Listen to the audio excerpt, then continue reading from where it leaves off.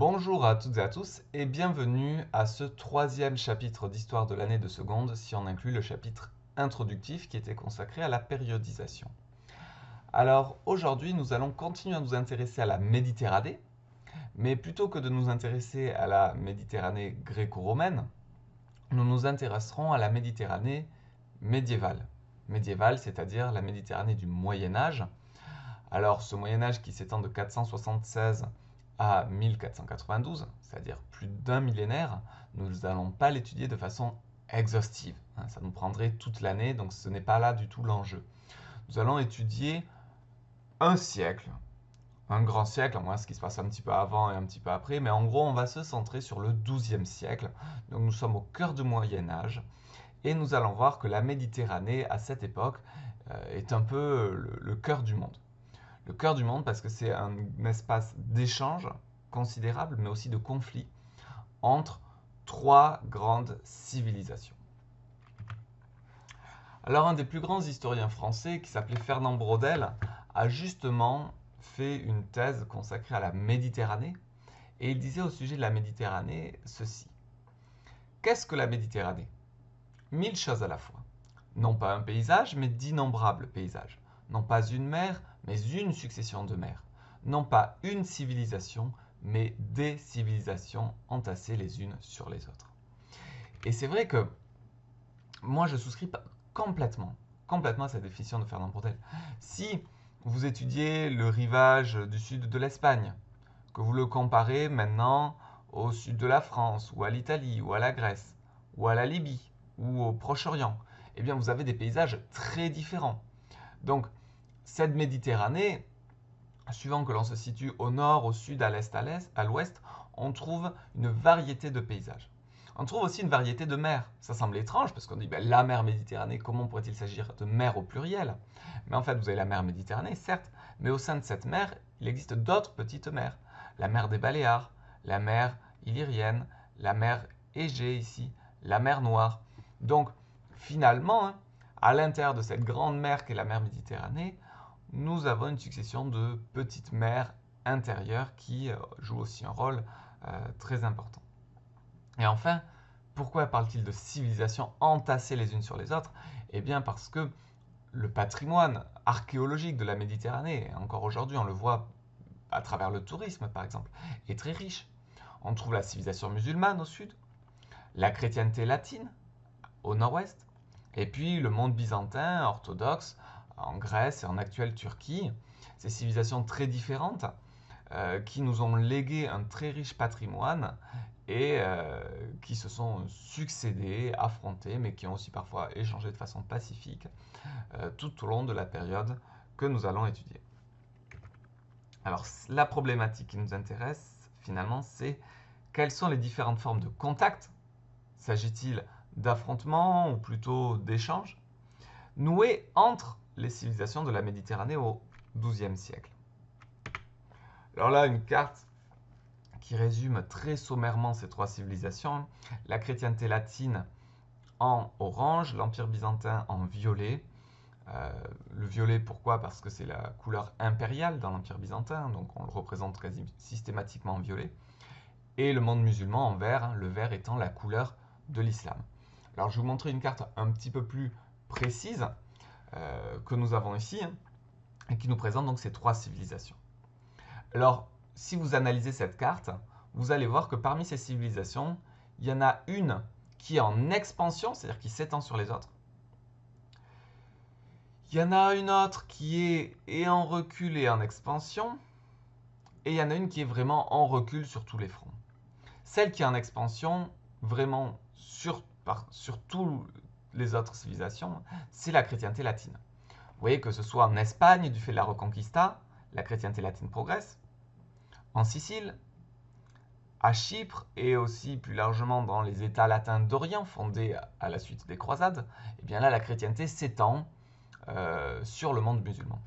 Mais elle s'étend aussi dans les pays des Balkans, là sur l'Empire byzantin. Le monde musulman, lui, recule face à la chrétienté latine. En revanche, il s'étend sur l'Empire byzantin et récupère progressivement une large partie de l'Anatolie, c'est-à-dire le cœur de la Turquie actuelle. Et cet empire byzantin, lui, il est en recul sur tous les fronts, il est en recul face à la chrétienté latine et il est en recul face au monde musulman. L'empire byzantin, là, commence à rentrer dans une lente agonie qui durera jusqu'en 1453, date de la prise de Constantinople par l'Empire ottoman et chute définitive de l'Empire byzantin. Mais souvenez-vous, cet empire byzantin, en fait, n'est rien d'autre que le successeur de l'Empire romain d'Orient. C'est-à-dire que quand l'Empire romain en Occident s'effondre avec la déposition de l'empereur en 476, l'Empire d'Orient, lui, continue à exister et exista un millénaire encore.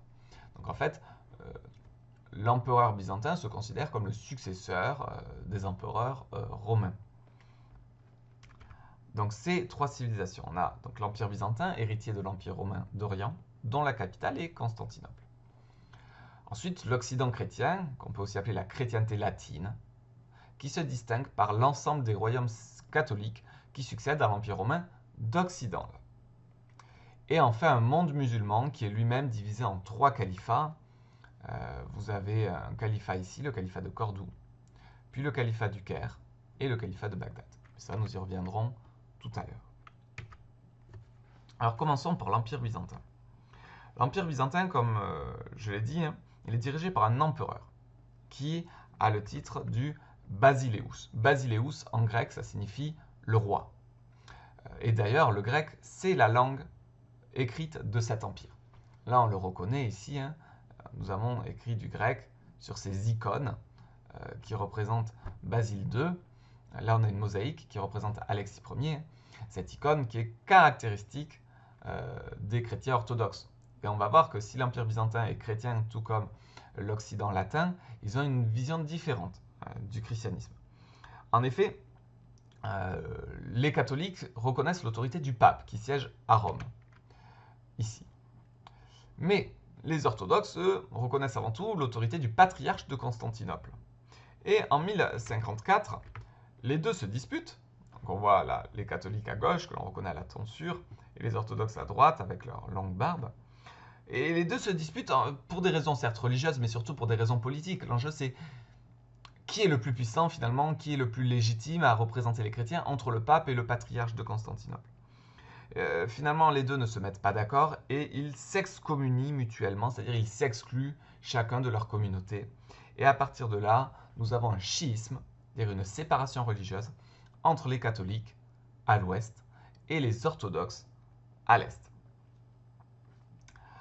Alors, cet empire byzantin, il faut savoir qu'au XVIe siècle, il est attaqué par les Turcs et les Normands, les successeurs des Vikings, et que pour lutter, les Byzantins font appel à une puissance militaire qui est Venise, qui vient les aider militairement, mais qui en échange obtient de très importants avantages commerciaux. C'est la chrysobule de 1082. Alors pourquoi on appelle ce texte la chrysobule? Eh bien, une bulle, c'est un texte émis par une grande autorité, l'empereur ou le pape. Et chryso parce que le sceau, c'est-à-dire ce qui sert à signer, d'habitude c'est de la cire sur laquelle le roi ou l'empereur met son sceau, et bien là le sceau est en or. Et donc cette chrysobule, en fait, elle accorde énormément d'avantages commerciaux à Venise et va permettre à Venise de devenir une très grande puissance commerciale. Et progressivement, l'Empire byzantin va passer sous tutelle vénitienne. C'est-à-dire que certes, ça permet à l'Empire byzantin de bénéficier d'une aide militaire, mais même si dans les apparences, les Byzantins offrent généreusement ce texte aux Vénitiens, en fait, ce texte il a été négocié et il permet à Venise de contrôler une large part du commerce qui passe par l'Empire byzantin. Donc voilà, un Empire byzantin qui est plutôt en situation de repli. Alors maintenant, la chrétienté latine. Alors si vous regardez cette carte, et encore c'est une carte qui a été très simplifiée, nous voyons une multitude de royaumes. Le royaume de France, le Saint-Empire romain germanique, le royaume de Pologne, les États de l'Église, puisque le pape dirige Rome, mais aussi des petits États au centre de l'Italie, etc., etc. Et au sein même de ces royaumes, il existe des duchés plus ou moins dépendants, le duché d'Aquitaine, par exemple pour le royaume de France. Il y a aussi le comte de Toulouse. Bon, donc il ne faut pas penser que le roi à cette époque dirige l'ensemble du royaume. Ça, ce sera le cas à l'époque moderne avec la monarchie absolue, sous Louis XIII, Louis XIV, Louis XV. Mais là, à notre époque, le roi est finalement un prince qui est le premier parmi les siens.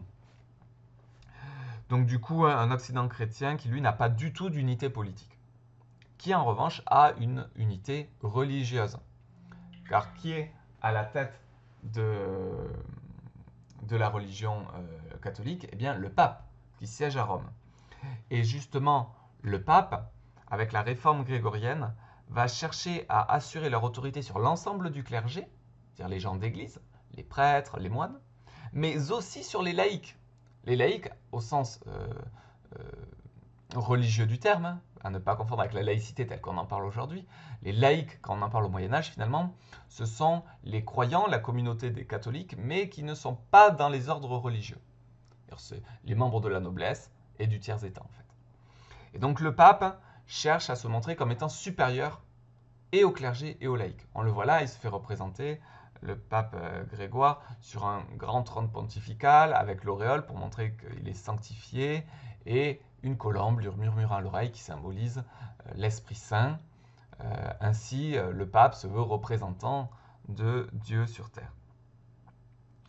Alors de plus, il faut voir que des progrès dans le monde agricole vont engendrer un grand essor démographique en Occident, et l'apparition de grandes villes commerciales, notamment en Italie du Nord, comme Gênes ou Venise ou Pise encore.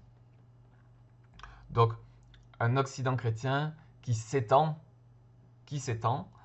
mais, comme on le voit sur cette carte qui parle des religions, qui est assez intolérant. Parce que finalement, on retrouve quelques communautés juives, mais l'essentiel des communautés juives sont plutôt dans le monde musulman. Et les quelques minorités musulmanes que vous retrouvez dans les royaumes chrétiens latins, finalement, sont des minorités musulmanes vivant dans des régions qui viennent juste d'être conquises par les royaumes latins. C'est-à-dire qu'en France, vous n'avez pas de communauté musulmane.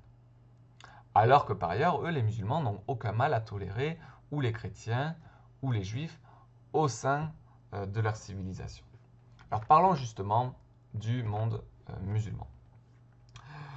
Le monde musulman, on l'a vu dans le chapitre introductif, apparaît en 622, date de l'Hégire, qui marque finalement le départ du prophète Mohammed de la Mecque vers Médine et le début de sa prédication religieuse.